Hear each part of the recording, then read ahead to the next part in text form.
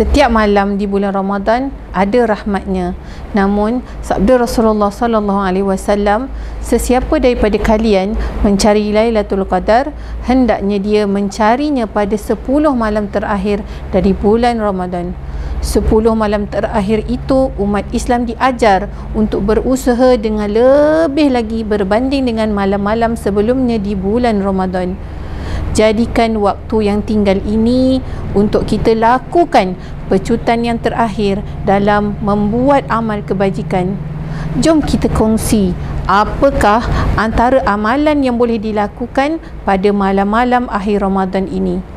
Berikut adalah kelebihan ibadah pada 10 hari terakhir Ramadan. Pertama, meraih malam Lailatul Qadar. Menurut Aisyah radhiyallahu anhu, aku bertanya kepada Rasulullah sallallahu alaihi wasallam, "Wahai Rasulullah, apabila aku mengetahui waktu Lailatul Qadar, apakah yang mesti aku ucapkan pada saat itu?" Baginda menjawab, "Katakanlah, Allahumma innaka aful tuhibbul afwa fa'fu anni."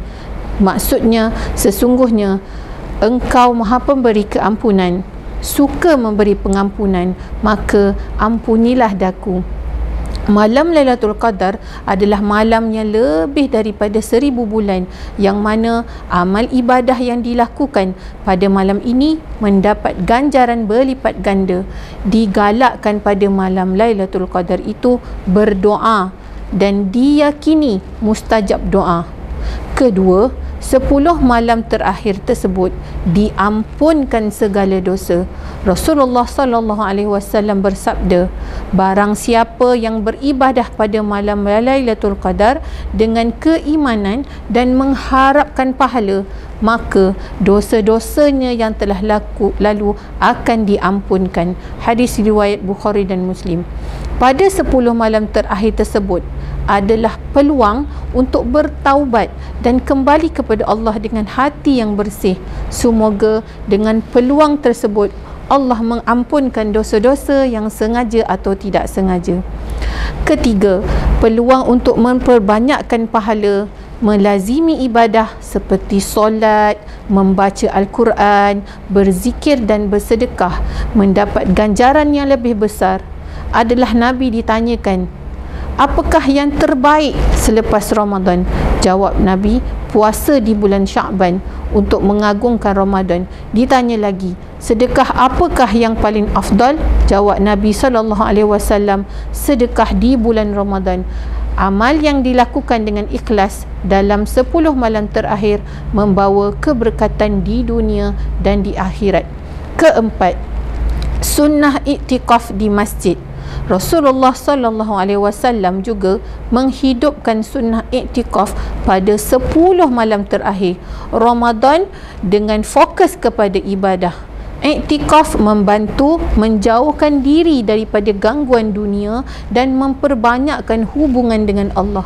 Menurut Abdullah bin Umar, adalah Rasulullah sallallahu alaihi wasallam itu beriktikaf pada 10 malam terakhir bulan Ramadan. Kelima, doa mustajab dan pengampunan dari Allah. Waktu yang mustajab untuk berdoa terutamanya pada malam-malam ganjil.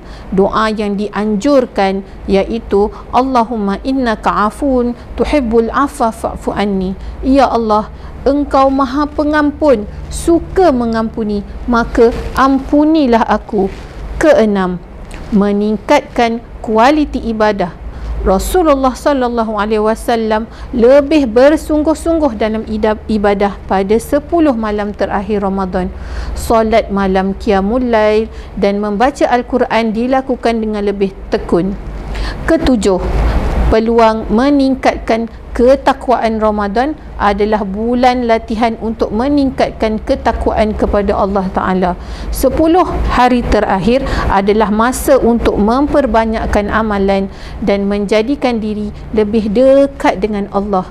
Kesimpulannya pada kali ini, 10 hari terakhir Ramadan adalah waktu yang sangat berharga. Setiap umat Islam dianjurkan untuk meningkatkan ibadah, memperbanyakkan doa, melazimi istighfar dan mencari malam Lailatul Qadar. Semoga kita semua mendapat keberkatan dan keampunan daripada Allah Subhanahu Wa Taala. Assalamualaikum warahmatullahi wabarakatuh.